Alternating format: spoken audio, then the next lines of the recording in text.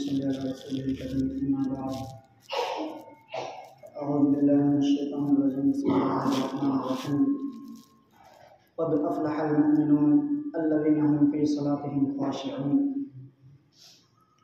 व क़ाला अल्लाहु तबारक व तआला फ़वल्लि वजहक शत्रल मस्जिदिल हराम व क़ाला अल्लाहु तबारक व तआला क़ुल या अय्युहल काफ़िरून ला अअबुदु मा तअबुदून अल-आखिर सदक़ल्लाहुल अज़ीम। मुहतरम बुजुर्गों, अज़ीज़ साथियों, अल्लाह तबारक व तआला ने जहाँ नमाज पढ़ने का हुक्म दिया वहीं ये भी तरगीब दिलाई कि नमाज पढ़नी है तो पढ़नी किस तरह है।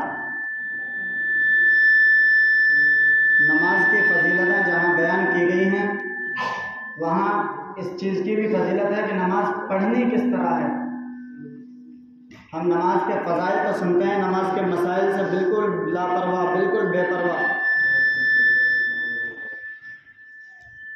सीखने की हमें फ़िक्र नहीं कि हमें ये नमाज जो पढ़नी है किसके तरीक़े पर पढ़नी है। हमने जो नमाज अदा करनी है किसके तरीक़े से करनी है,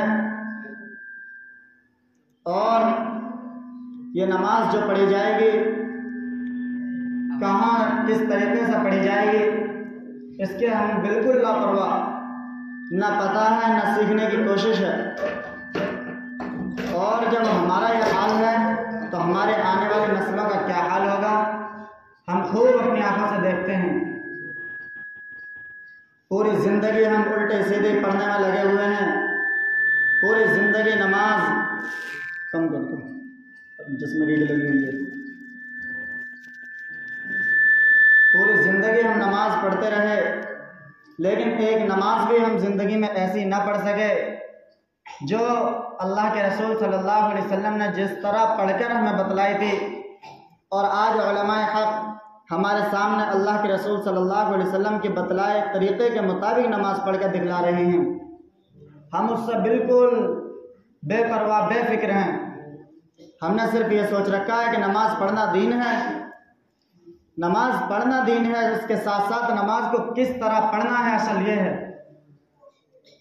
तो अगर हम एक मस्जिद में ही नज़र कर लें, एक मस्जिद में ही देख लें, एक मस्जिद की एक सफ़ में देख लें, तो अगर 10 नमाजी सफ़ में खड़े हुए हैं तो 10 के हाथ अलग तरीके से होंगे।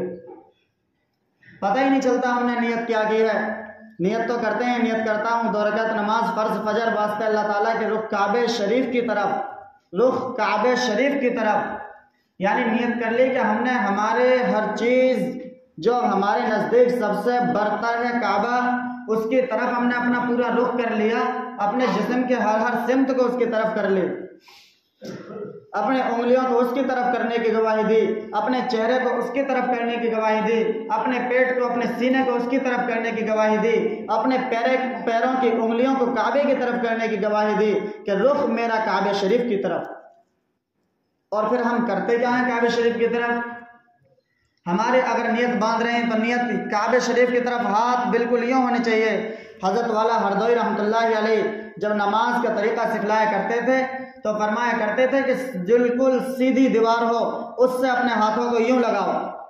जब बिल्कुल दीवार से हाथ लग जाया करते थे फिर फरमाया करते थे कि अब पीछे को लेकर आओ। जब पीछे हाथ पहुँचते थे तो बिल्कुल काबे शरीफ की तरफ पहुँच जाते थे। और आज हम नमाज पढ़ रहे हैं तो किसी ने यहाँ से पकड़ रखा है, किसी ने यहाँ कर रखा है, किसी ने यूँ कर रखा है, और हमारे हथेलियाँ कह रही होती हैं कि तू झूठ बोलता है कि कहता है क़िबला मेरा काबा है और मेरा रुख काबे शरीफ की तरफ है, और अपने हथेलियों का काबा तो अपने गालों को बनाए हुए हैं, अपने कानों को बनाए हुए हैं, अपने आसमान को, बादल को बनाए हुए काबा है। कहाँ कहते हो कि क़िबला हमारा काबा है और हमारा रुख काबे शरीफ की तरफ है? बिल्कुल झूठ बोलते हो। हमारे नज़दीक इतनी बड़ी बड़ी चीज़ें बिल्कुल अहमियत नहीं रखती। काबा शरीफ जो अल्लाह तबारक व तआला ने ज़मीन और आसमान बनाने से पहले जिसकी निशानदेही कर दी थी वो काबा है। और फिर हमारे लिए काबा भी दिया, फवल्ली वजहक शत्रल मस्जिदिल हराम। फरमाया मेरे महबूब मैं देख रहा हूँ कि आपका चेहरा बार बार आसमान की तरफ उठ रहा है, बार बार आसमान की तरफ उठ रहा है, और मैं समझ रहा हूँ हाँ ठीक है कि अब आपको हुक्म है कि आप मस्जिद हराम यानी काबे शरीफ की तरफ मुँह कर लीजिए। इससे पहले बैतुल मुक़द्दस काबा था जो फ़लस्तीन में आजकल मुक़द्दमे चल रहे हैं।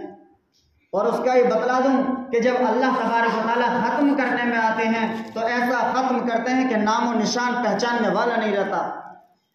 आज बैतुल मुक़द्दस की हमें तस्वीर नज़र आती है एक गुंबद वाली, वो बैतुल मुक़द्दस नहीं है, वो वहाँ का मेहमान खाना है जो वहाँ जाकर मेहमान ठहरा करते थे। अल्लाह ने उसको ख़त्म किया, ऐसा ख़त्म किया कि शक्ल पहचानने वाले न रहे, और उसके पीछे लड़ रहे हैं कि बैतुल मुक़द्दस है। बैतुल मुक़द्दस नहीं है, बैतुल मुक़द्दस के मेहमान खाना है। उसे तो अल्लाह ने जब हमारा काबा ख़त्म किया, क़िबला उसे ख़त्म किया, उसी वक्त उसे ऐसा कर दिया कि आने वाली नस्लों को पता ही न रहे। और यही हमारा हाल होगा। हम सोचते हैं नहीं नहीं मदरसे खुले हुए हैं, क्यों हमारी नस्ल ना पढ़ सकेगी, क्यों मुसलमान ना पैदा हो सकेंगे। क्या उस ज़माने में लोग नहीं थे जो बैतुल मुक़द्दस को पहचानते थे? लेकिन अल्लाह जब करने पे आता है, जब दिखाने पर आता है तो करके दिखला देता है। अल्लाह के लिए कोई भारी नहीं है। अल्लाह तो कुन फयकून है। अल्लाह फरमाता है हो जा, ज़मीन आसमान फौरन जो हुक्म होता है फौरन हो जाता है, और अल्लाह का हुक्म ही इरादा होता है। तो हम जो नमाज पढ़ते हैं और नमाज से पहले हम अजान देते हैं, हम अजान में ही मुअज्जिन से और आने वाले नमाजियों से कह देते हैं कि तुम्हें मस्जिद में आने की ज़रूरत कोई नहीं। किस तरह कहते हैं? हमें अजान सीखने की कोई तरीका ही नहीं, और अगर किसी की कोई गलती टोक दी जाए फिर कहते हैं हाँ हाँ तुम ही नए मौलवी आए हो, अब से पहले तो कोई था ही नहीं,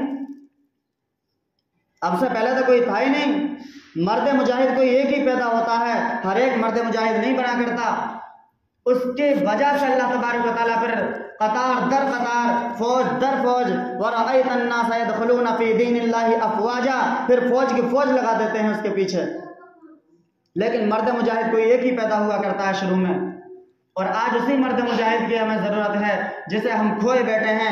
आज हमें उसी उमर की ज़रूरत है जो काबे शरीफ में, हरम शरीफ में खड़े होकर कहा था, जो नऊज़ बिल्लाहि मिन ज़ालिक अल्लाह के रसूल सल्लल्लाहु अलैहि वसल्लम का गर्दन लेने के लिए गए थे, अल्लाह के रसूल सल्लल्लाहु अलैहि वसल्लम को ज़िबा करने के लिए गए थे अपना इरादा लेकर, लेकिन अल्लाह को पाक इसी इरादे पर करना था।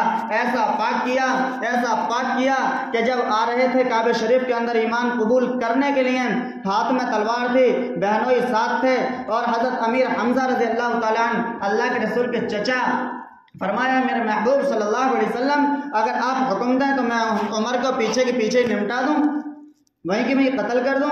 अल्लाह के रसूल सल्लल्लाहु अलैहि वसल्लम ने फरमाया नहीं नहीं हमजा नहीं, चचा जान नहीं, ये उमर नहीं आ रहा, ये रात की मांगी हुई दुआ आ रही है जो रात में अल्लाह के सामने मांगी गई थी।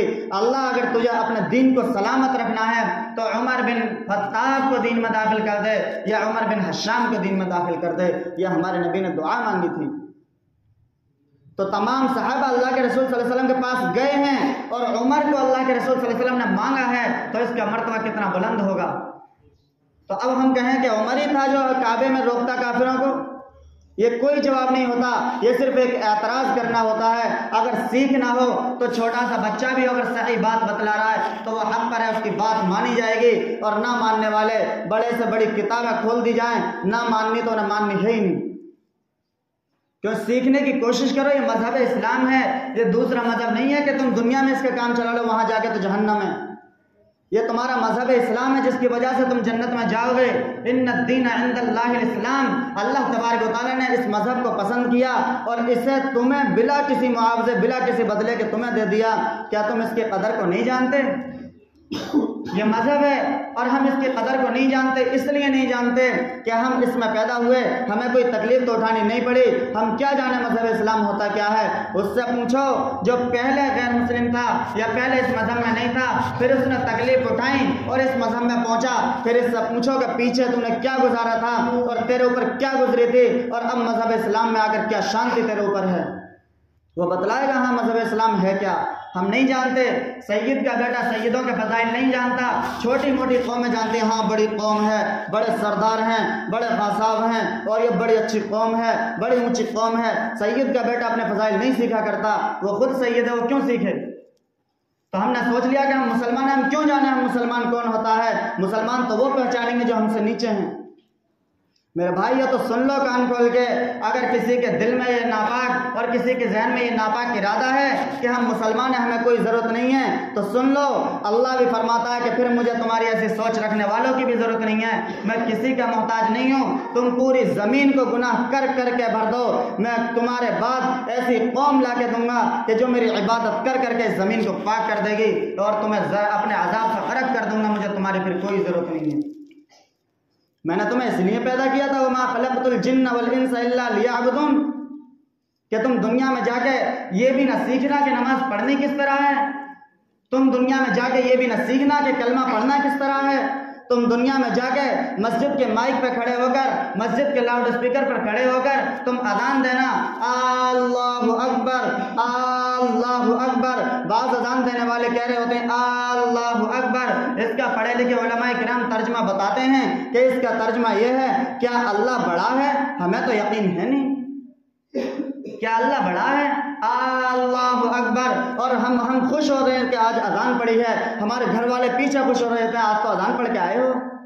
क्या अजान पढ़ के आए? खा के अजान पढ़ के आए। मस्जिद के माइक भी हमें बद्दुआ दे रहे हैं, मस्जिद के दर दीवार भी हमें बद्दुआ दे रहे हैं, और चरिंद परिंद जिन्न इंस जो सुन रहे हैं सही मानने वाले वो भी हमें बद्दुआएं दे रहे हैं, और अल्लाह की हर मखलूक छोटी बड़ी सुनने वाली बद्दुआ दे रही है कि कम वक्त तुझे अजान नहीं आती थी, मत पढ़ता, लेकिन तूने मस्जिद के माइक पे आके ये कहा क्या अल्लाह बड़ा है?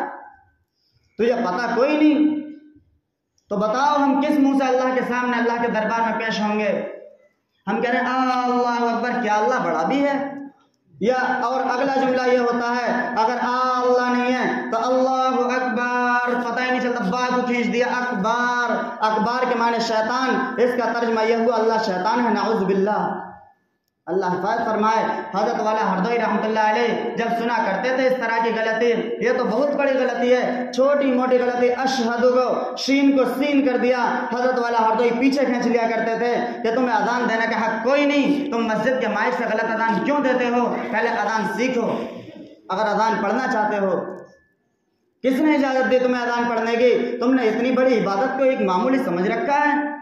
फरमाया मेरे नबी सल्लल्लाहु अलैहि वसल्लम ने कि अगर तुम्हें अजान पढ़ने को मिले और सोना भर के थाली सदका करने को मिल जाए तो तुम सोना भर के थाली दे देना, लेकिन अजान पढ़ लेना इसके बदले, ये तुम्हारे लिए ज़्यादा बेहतर है अगर तुम जानते हो। तो अजान की कोई अहमियत ही नहीं, हम अजान को अजान समझते ही कोई नहीं। हम तो सोचते हैं मस्जिद पर जाके अल्लाह अकबर अल्लाह अकबर अल्लाह अकबर अल्लाह अकबर कर दो, ला इलाहा इल्लल्लाह, हो गई अजान। नहीं नहीं, हर हर लफ्ज़ हर जुमला। और जब मैदान हश्र में हम जाएंगे, अल्लाह फरमाए इक़रा किताबक, पढ़ तू इसे क्या लेके आया, कफ़ा बिनफ़्सिकल यौमा अलैका हसीबा, पढ़ तू इसे क्या लेके आया, तेरे नामा अमल में क्या लिखा हुआ है, हाँ हाँ देख। और जब वो देखेगा तो फिर कहेगा, आगे फरमाया ला तज़िरु वाज़िरतुम विज़रा उख़रा, कि हाँ हाँ ये लिखने वाला कौन था जिसने रात की नेकी छोड़ी, न दिन का गुनाह छोड़ा, न दिन का गुनाह छोड़ा, न दिन की नेकी छोड़ी, न एक सेकंड इसने लापरवाही की। अल्लाह लिखने वाला था कौन? हमारे सामने तो नजर नहीं आता था, हम तो इधर भी देखते थे इधर भी देखते थे, हमें तो कोई नजर नहीं आता था, हम तो छुपे हुए होते थे, हमें तो कोई नजर आता ही नहीं था। अल्लाह ये कौन था? फरमाया देख और तू याद कर ये तूने किया है नहीं किया। पहले वो झूठ भी बोलेगा, लेकिन जब ये दिखाया जाएगा तो अब कहां से झूठ बोले? जब उसकी लाइब्रेरी खुली हुई होगी, दफ्तर के दफ्तर खुले हुए होंगे, लेकिन अल्लाह जिसे माफ कर दे, आगे अल्लाह का मामला। खैर, अल्लाहु अकबर, क्या अल्लाह बड़ा भी है? दूसरा जुमला अल्लाहु अकबर, अल्लाह शैतान है, नाऊज़ बिल्लाह, अल्लाह हिफाज़त फरमाए। अगर अजान नहीं पढ़नी आती मत पढ़ो। किसी एक मुअज्जिन को जो सही पढ़ना जानता हो, मुअज्जिन भी आजकल वैसे ही चुन लिए जाते हैं, और वो इस नियत से चुने नहीं जाते कि अजान पढ़ेगा, इस नियत से चुने जाते हैं, नाम मुअज्जिन होता है कि मस्जिद की सफाई करेगा, नाम मुअज्जिन रख लिया, सफाई करेगा, कर्मचारी का काम, ठीक है वो काम करना चाहिए, बुरा काम नहीं है, लेकिन तुम मुअज्जिन रख रहे हो तो मुअज्जिन को अहमियत दो। ये हज़रत बिलाल हबशी का पैरोकार है, ये कोई मोटा छोटा आदमी नहीं है, ये कोई हमारा तुम्हारा गुलाम नहीं है, ये बिलाल हबशी रज़ी अल्लाह ताला अन्हु का गुलाम है कि बिलाल हबशी ने अजान दी। अब ये अजान पढ़ रहा है, उनके माइक पे खड़ा है, उनके लाउड स्पीकर पर, और उनके बोल इस्तेमाल कर रहा है, और आप उसको कर्मचारी के काम में इस्तेमाल करके और उसकी अहमियत को घटाना चाहते हो। क्यों कहते हो मुअज्जिन से जाकर के आज ये सफाई नहीं हुई? क्या तुम्हारा हक नहीं है? तुम्हारी मस्जिद नहीं है वो? तुम्हारा खुद फर्ज है, किसी को किसी चीज़ की कहने की इजाज़त नहीं है कि आज ये क्यों नहीं हुआ, क्योंकि मेरे ऊपर खुद फर्ज है ये काम करना। वह अन्नल मसाजिद लिल्लाह, मसाजिद अल्लाह के घर है, मुअज्जिनों इमामों के घर नहीं है कि उन्हीं को सफाई करनी है, उसका अपना घर है। यह अल्लाह का घर है, अल्लाह के तमाम बंदों की जिम्मेदारी है जो ईमान ले आए कि अपने आस पास के रहने, जिस मस्जिद में हम जाया करते हैं उसकी सफाई सुथराई का ख्याल रखें, उसकी हर चीज़ का ख्याल रखें, यह हमारी जिम्मेदारी है। तो खैर, और फिर आगे चलते हैं। अशहदु अल्ला इलाहा इल्लल्लाह, यहाँ भी एक छोटी छोटी गलती हैं। अशहदु अन्ना मुहम्मद रसूलुल्लाह, हय्या अलस सलाह, कि आओ नमाज की तरफ, और मुअज्जिन क्या कह रहा होता है, हय्या लस सलाह, हय्या आ नहीं लस सलाह, कि नमाज कोई चीज़ नहीं, यहाँ तुम्हें आने की ज़रूरत नहीं है। हय्या अलस सलाह, आओ नमाज की तरफ, तर्जमा ये था, और हमने क्या किया, हय्या लस सलाह, कि मत आओ नमाज की तरफ, कोई ज़रूरत नहीं है तुम्हें, यहाँ तो बेकार में ही फंसा पड़ा हूँ। क्या फ़ायदा हो रहा है हमारी नमाज से, क्या फ़ायदा हो रहा है हमारे अज़ान से, क्या फ़ायदा हो रहा है हमारे कुरान करीम की तिलावत से। हमें एक क़वाइद का पता नहीं होता, क्या हमारा इतना फ़र्ज़ नहीं बनता कि हम पर अल्लाह ने इतना रहम किया कि इतने गुनाह करने के बावजूद अल्लाह हमें अपने अज़ाब में गर्क नहीं कर रहा, इतने गुनाह करने के बावजूद और अपनी नेमतों से नवाजा जा रहा है, हमें खाने पीने को हर वक्त दे रहा है, हर टाइम अल्लाह तबारक व तआला हमारी रोज़ी में बिल्कुल तंगी नहीं आ रही, तो हमारा इतना फ़र्ज़ नहीं बनता कि हम भी अल्लाह के दरबार में जाकर अल्लाह को सजदा कर लें। लेकिन कहाँ बनता है, सिर्फ हाँ करने से काम थोड़ी नहीं चलता। हम कुछ भी नहीं सोचते, मस्जिद में बैठ गए, जलसे में बैठ गए, कर दिया हाँ हाँ, लेकिन हाँ हाँ से क्या फ़ायदा जब तक अपने दिल में इस बात को न रटा बसा लोगे कि हाँ हमें 1 रुपया पूरे दिन में कमाई मिले ना मिले, लेकिन अल्लाह के दरबार को ना छोड़ेंगे। यकीनन अल्लाह तबारक व तआला तुम्हें देगा, कहीं से भी दे। फरीदुद्दीन गंज शकरी रहमतुल्लाह अलैह ने फरमाया था, एक शख्स आया, हजरत कुछ पैसे हैं, ज़कात देना चाहता हूँ, मुझे बतला दीजिए तरीक़ा। फरमाया तरीक़त बतलाऊँ, शरीयत बतलाऊँ या हकीकत बतलाऊँ। फरमाया हजरत थोड़े से पैसे, आपने तो इतनी चौड़ी लंबी तमहीद बांधी, मैं कहाँ से इतना अदा करूँगा, आप मुझे एक तरीक़ा बतला दीजिए। फरमाया हाँ हाँ तुम आसानी से अदा कर दोगे, लेकिन मुझे इन 3 चीज़ों में से एक का जवाब दे दो, शरीयत बतलाऊँ, तरीक़त बतलाऊँ या हकीकत बतलाऊँ। फरमाया हजरत तुम मुझे शरीयत बतला दीजिए। कि सुन फिर, कि शरीयत तो ये है 100 रुपये में 2.5 रुपये अल्लाह के रास्ते में खर्च कर दे और 97.5 अपने खर्चे में ले ले। तरीक़त ये है 97.5 अल्लाह के रास्ते में खर्च कर दे और 2.5 रुपये अपने खर्च में ले ले। और हकीकत ये है 100 के 100 अल्लाह के रास्ते में खर्च कर दे और फिर खाली होकर बैठ, अल्लाह जो लाया मैंने तेरे रास्ते में दे दिए, अब तुम मेरा पेट भर कहाँ से भरेगा। फिर देखो अल्लाह कैसे दरवाजे खोलता है। और एक बात बतला दो, जब ये बात आ गई, हज़रत सुलेमान बहुत बड़े बुजुर्ग गुजरे, सुलेमान बिन रबी रहमतुल्लाहि अलैह जवानी से पैसा जोड़ना शुरू किया कि मैं हज करने जाऊंगा, अल्लाह के रसूल सल्लल्लाहु अलैहि वसल्लम के रोज़े की ज़ियारत करने जाऊंगा, अल्लाह के घर काबे शरीफ की ज़ियारत करने जाऊंगा, मैं अल्लाह के रसूल सल्लल्लाहु अलैहि वसल्लम के रोज़े पर सलाम पढ़ने जाऊंगा। इसकी तैयारी में लगे हुए हैं और पढ़ रहे हैं और इसी की कमाई में लगे हुए हैं। लेकिन तैयारी हुई, अब जब जाने लगे तो बगदाद से कूफा में जाया करते थे, तो कूफा में जब पहुंचे तमाम हाजी इकट्ठे हुए, मस्जिद में गए, सफ़र की 2 रकात नमाज अदा की। ये सलमान बिन रबी बाहर बैठे रहे, सुलेमान बिन रबी बाहर बैठे रहे, और जब बाहर बैठे रहे तो जब हाजी निकल के आए तो सुलेमान बिन रबी ने इससे पीछे एक किस्सा देखा था कि एक औरत आई जो पर्दे में पूरी मुलव्विस, पूरे पर्दे के एतबार से, शरई एतबार से मुसलमान महसूस होती है, लेकिन कर काम क्या रही है, एक कूड़े पर एक जानवर पड़ा हुआ है मुर्दार, उसका गोश्त कहीं कहीं से काट रही है और साथ में थैला उस थैले में रख रही है। तो इन बुजुर्ग ने देखा, आंखों से आंसू जारी हो गए। अंदर से जो हज करने जा रहे हैं वो लोग निकल के आए। फरमाया सुलेमान, हमने तुम्हें मस्जिद में नहीं देखा, क्या हज का इरादा नहीं है? क्या हाँ हाँ इरादा है, मैं इसीलिए आया हूँ और हज करने जाऊँगा और से आगे भी जाऊंगा अगर अल्लाह को मुकद्दर हुआ, और अल्लाह ने मेरे मुकद्दर में लिख रखा है और मेरे नसीब में है तो इससे आगे भी जाऊंगा, यहाँ तक मैं हज के इरादे से आया हूँ। अब ये बात हुई और उस औरत के पीछे हो लिए। वो औरत गई अपने मकान में, अंदर से कुंडे बंद कर दी और ये सुलेमान बिन रबी देख रहे हैं दरवाजे में से, सोच रहे हैं कि जासूसी करना यानी छुप के देखना गुनाह है, हमारी शरीयत में इजाज़त नहीं है, लेकिन देख रहे हैं कि करते क्या है, ये हरामकारी क्यों की है। कुंडी बजाई, कौन? सुलेमान बिन रबी, तेरी माँ का भाई, तो बेटी छोटी थी, अंदर से आवाज आई, हाँ हाँ कौन मेरा भाई और मेरी माँ का भाई कहाँ से आ गया, कौन मेरा बाप, क्या तुझे पता नहीं है, तू बेवक्त आया है, मेरा बाप का इंतकाल हो गया और जब से मेरे बाप का इंतकाल हुआ आज पहली मर्तबा हमारी भूख इतनी शिद्दत की होगी कि मरने के करीब तर पहुंच गए, तब मेरी माँ घर से बाहर निकली है। पर्दे का एतबार ये है। फरमाया बेटे इधर आओ। क्या नहीं नहीं गैर महरम से हम मुलाकात नहीं करते। छोटी बच्ची कहाँ गैर महरम, लेकिन पर्दा क्या हम गैर महरम से मुलाकात नहीं करते। क्या बेटी इधर आओ। जब बेटी आई और किवाड़ के पीछे साइड में होकर बात करने लगी, फरमाया क्या हुआ, कैसे ऐसा काम हो रहा है, उसमें देगची में क्या है, कि देगची में कुछ लाई है हमारी माँ, वो बना रही है और कुछ देर में तैयार हो जाएगा, हम खाएंगे, क्या अपनी माँ को ज़रा यहाँ बुलाना। कि नहीं नहीं मेरी माँ किसी गैर महरम से मुलाकात नहीं कर सकती, बात नहीं कर सकती। अरे बुला, मैं तेरी माँ का भाई हूँ। कि मेरा कोई मामू है ही नहीं, तुम भाई कहाँ से बने। कि हाँ हाँ ये तो मैं जानता नहीं कि तेरा मामू है या नहीं है, लेकिन मैं तेरी माँ का भाई बनकर बात करूँगा। जब ज़्यादा इसरार इन्होंने किया और बेटी मना करती रही, लेकिन फिर ज़्यादा इसरार पे भेज दिया माँ को, और माँ पर्दे के अंदर अंदर किवाड़ के पीछे आके खड़ी हुई और पूछा क्या ये क्या किया, आप कौन हो। कि मैं सैयद ज़ादी हूँ। कि फिर हरामकारी क्यों। तो कहा कि कुरान करीम ने आपने पढ़ा नहीं है, इन्नमा हर्रम अलैकुमुल मैतत वद्दम व लहमुल खिंजीर, कि अगर तुम्हारी जान निकलने के बिल्कुल करीब हो तो जान बचाने के लिए हराम गोश्त खाना पड़े, सुअर का गोश्त खाना पड़े तो खा सकते हो, इतना कि जान बच जाए।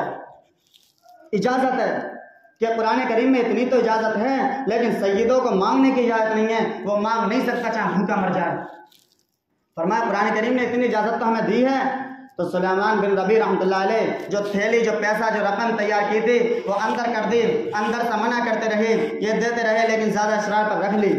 अब सुलेमान बिन रबी चले गए और कह गए कि मैं तेरा भाई हूँ, आइंदा ज़रूरत पड़े मैं खुद आता रहा करूँगा, लेकिन ज़रूरत पड़े मैं ना आ सकूँ तो किसी से मेरे पास खबर भेज देना, मैं तेरे इमदाद करूँगा, मैं तेरा भाई बनकर तुझे हदिया दूँगा।